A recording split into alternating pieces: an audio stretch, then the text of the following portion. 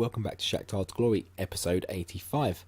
Now, today we've got the sort of dead rubber against Bayern Munich. We'll take a look at the group stage in a minute for the Champions League, because we do, I think, possibly have a chance of seeing Bayern Munich out of competition.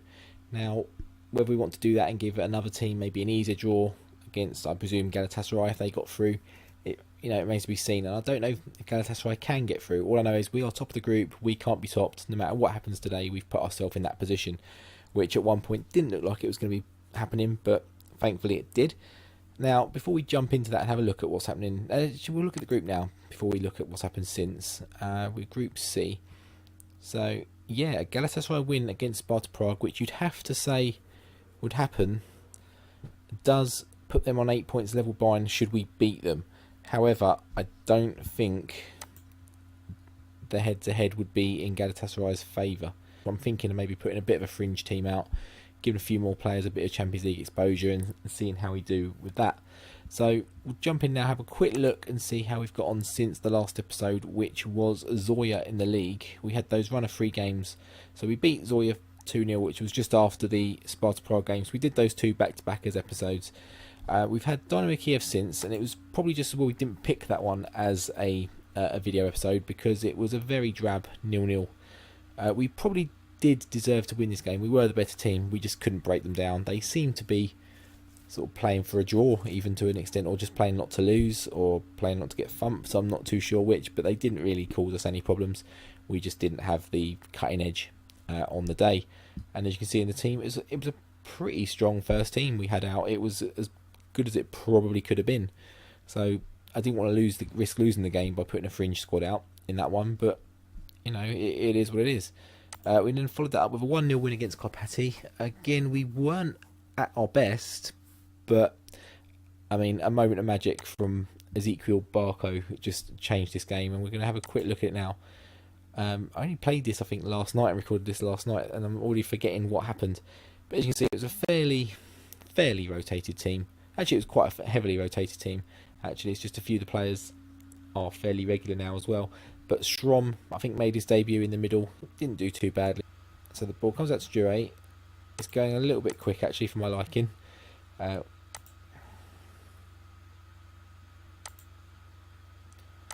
have a look. That might be enough. That's enough. So Strom out to Rodrigo. It goes out to Leo. He whips the ball in. Rodrigo cuts it back. It is cleared. And then Barco just absolutely wallops it in the top corner. Now, I'm sure you agree, that's not a bad goal. And I think it may... I don't think it even got goal of the month. We may not have reached that point yet. Something happened with that sort of thing. There was some sort of award or something, and it didn't get it, which is strange. So, without further ado, we're just going to try and keep this episode a little bit further down, because it's a fairly pointless game. It's going to be a weakened squad. I need to set the team up, and I want to have a look at the group before I set the team up. So we will do that right now. So here are the lineups. We're not going to change too much, because in fact I don't think I've changed anything from the KIOTA game. I had a quick look. There wasn't anyone really that could come in. Maybe Drouet, but I think he's on the bench. He's not on the bench. Mohamed's on the bench, because we need to give him some time to get back to sharpness following his injury. So you can see our team there. You know the players pretty much. They've all featured at some point. We'll have a look at Bayern Munich, because something that is interesting there is that Lewandowski is playing as the right winger, basically in a 4-2-3-1, which seems a bit strange to me. Is that I think we may have made this mistake before. Is this the Diawara that starts at Fiorentina? No, we've made that mistake before. Odegaard in behind, Julian Brandt as well, Timo Werner leading the line, got Tolisso, David Alaba's still there, Nicolas Soule is still there, Mustafi is there, we know, Kimmich is at right back, and Manuel Neuer. We know they've got Yarmolenko on the bench. They've got Thomas Muller still there. Jerome Boateng still there. And that Felice D'Amico. But we'll jump into the game now. We're going to encourage the team. Not too sure what's going to happen with this one. Looks like a pretty strong team for them. I don't think they need to particularly win this game. I don't think there's any which way that sees them drop into third, because the head-to-head is in their favour. But we do have a throw in here. Matvienko throws it straight to them, but it does come back to him. And Barco, can he do a bit of magic again? That would be amazing. Barco, Rodrigo. Oh, and there's some sort of deflection there, and it's gone in. Is it an own goal? It is. I think it's Soule. It is. It's Sule at the top. I'm looking down the bottom in the commentary to see what happened there, but it is Sule. It's in the top. It's at the top. And it's just not worked around quite nicely. Oya and Barco. And it's... I don't think Rodrigo's shot was going anywhere, but he runs off like he's just scored an absolute wonder goal. But it is an own goal from Sule, and that's within, what, about a minute or so. A minute and a half, maybe. So it's a great start. If we can just hold on now, maybe build on that. Just don't let them in early. And, oh, that was a great slide tackle. I thought he was just trying to slide a pass in when he really should have scored, or took a shot, certainly. And Morocco, can he do something? Can he beat his man? He does. Quite easily, but the cross is straight at Manuel Neuer. Disappointing, really. And it's all go in these first opening moments of this game. Now, as you can see there, we've got a goal and we've had 1 shot and 0 on target. And they are straight back in within a minute later. Julian Brandt. And Lunin is pretty much the first thing he's doing this game is picking the ball out of his net. We're not watching that. And Lunin kicks it long. Barco doesn't quite win it, but it drops to Valadares. Out to De Silva. Amoroko slides it into Amero and he buries it. We've not seen the best of him for the last maybe year or two. He doesn't really fit what we're doing anymore. I don't want to let him go, Romero, because he is a homegrown player now. He's been with us for a while. If we can just get him a bit more used to what we do and get a few attributes up, maybe he's still quite young. We can still do that, but he needs a bit of work if he's going to stay in this team, I think. And as we go into half time here, there's 2 minutes, but nothing happens. There's not even a half-ending highlight. Let's have a look around the ground, see if there's anyone that sticks out as maybe something to do with us. Pogba and Mbappe on the goals for PSG. There's nothing. Pellegrini at Barcelona still banging in the goals. And Galatasaray are doing their part. They are winning. And we're doing our part. So it remains to be seen if they do. If there is a way they can sneak it. But I don't think there is. I don't think they can sneak in. I'm pretty sure it's head-to-head. We'll find out if it stays this way, results-wise, at the end of the game. Now, what I'm thinking is, with that reduced fitness on their part, we're going to change to the slightly more hard-working, in-your-face style, just to put them under pressure, and they are tired. Maybe some mistakes will creep in. One nearly creeps in again. Obviously, one of our goals is a mistake, but it was a bit unfortunate, really. It did just sort of smack him. Romero, he finds Rodrigo, and it's an easy goal. And can I take credit for that? I'm not too sure. We made the change, and within a couple of minutes, we've got a third. And we're looking, so as you can see there on the group table, it hasn't... I don't think any sort of number of goals we can do is going to make any difference. The same with Galatasaray.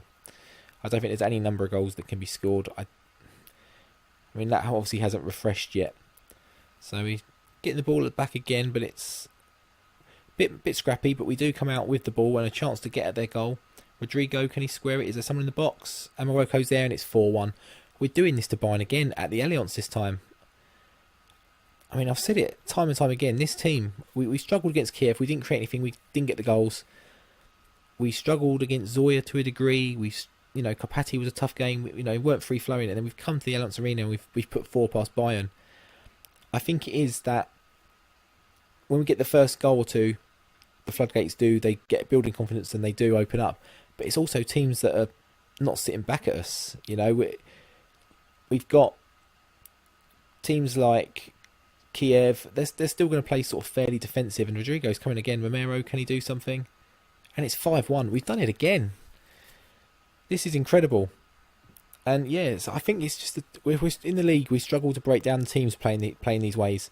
We do normally get there in the end. We might get the odd draw, but in the Champions League, we are creating chances because there's space there that maybe isn't being gifted in the league. He's run past maybe 1 or 2 players there. In the league, he's got sort of 4 or 5 defenders to contend with and 2 defensive midfielders, and that's what we're working against. So that's where the free striker, oh my god, and D'Amico's through. Don't know what he's done there.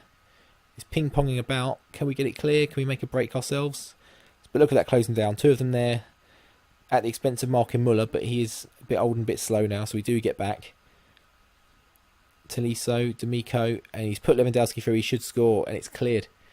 But with 72 on the clock now, 73 as we see, we're going to make some changes of our own. We're going to freshen up some of the players that maybe are struggling a little bit. We're going to bring Leo in for Matvienko because he's looking a bit tired.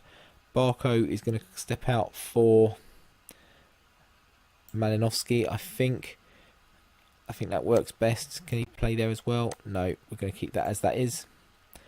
And we are going to bring in... Kvitsov is struggling a little bit. He's on 60, but he should be okay at the back. Mateus Fernandez maybe for Matei-san. Because Fernandez is just still working his way back from injury as well and back to fitness. We've got a few now that are starting to struggle, but you know, we're hitting the 70s and thinking we're struggling. They're in the 60s now. As we come forward again, it's Rodrigo. Can we get number 6? That would just be like remarkable. To hit 10 goals past Bayern Munich. And we nearly get through again. Yeah, 10 goals. Okay, we've conceded 2. And, you know, some fairly sloppy play to concede those. And we're through again. Oh, yeah. Oh, and a wild shot stops that being 6. But yeah, 10 goals in 2 games. I mean, what I'm calling it here now. What are the odds we're going to meet? And another one for them, Taliso. The odds we're going to meet Bayern Munich in the final and just get stuffed and shafted by a referee decision or decisions again. And Lunin should do better there. That's why he's not the first choice. But they have a corner. They're going to grab another one then.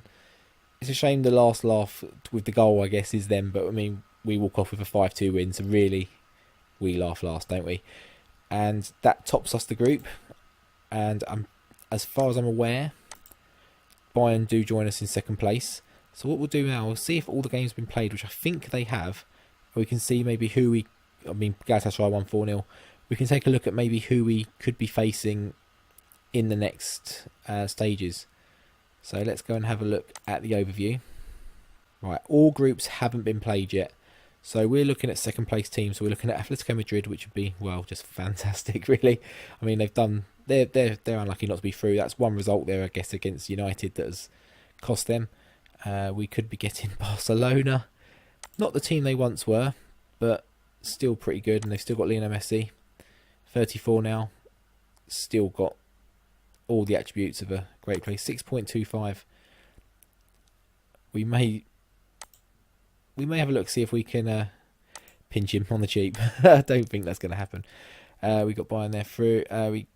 Chelsea could be a possibility. I don't think we played them. No, I think we did play them a year or two back. Maybe in the run to the final even. I think we played them. I think we did struggle. And then we've got, it could be Real Madrid or Liverpool. Hopefully not Real Madrid.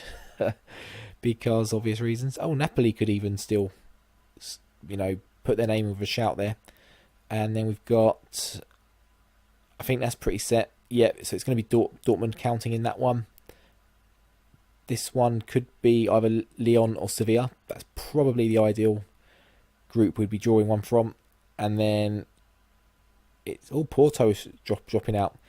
CSK Moscow dropping into Europa League as well. Obviously, they were top seed in this draw. Ridiculous. Monaco or Milan could come down to head-to-head. It's looking like it's probably going to stay as it is. Probably going to be Milan. Who are they managed by now? Let's have a look. See if anything interesting. Montella's still there. Bonucci. Yeah, not too much to look at. So what we'll do, when we're going to come back next time, we are coming back.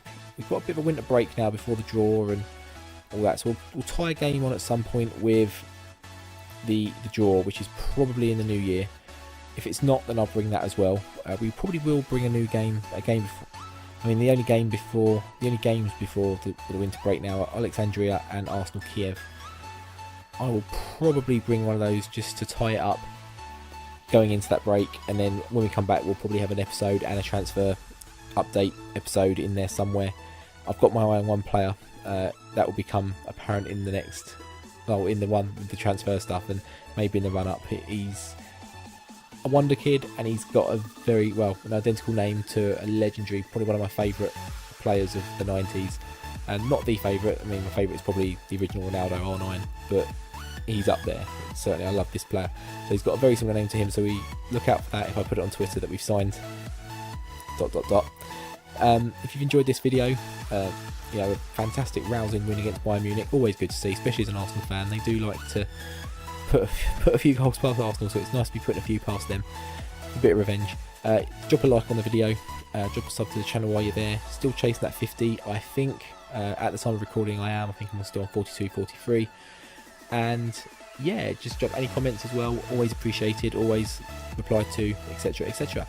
Until next time, it'll be Alexandria or Arsenal Kiev. I'll have a little look into it offline. Again, nothing too amazing, but it just buys me a little bit of time to record some episodes before we go away, and it just gives you a chance to see a few more of the players. Until one of those games, I'll see you next time. Take care.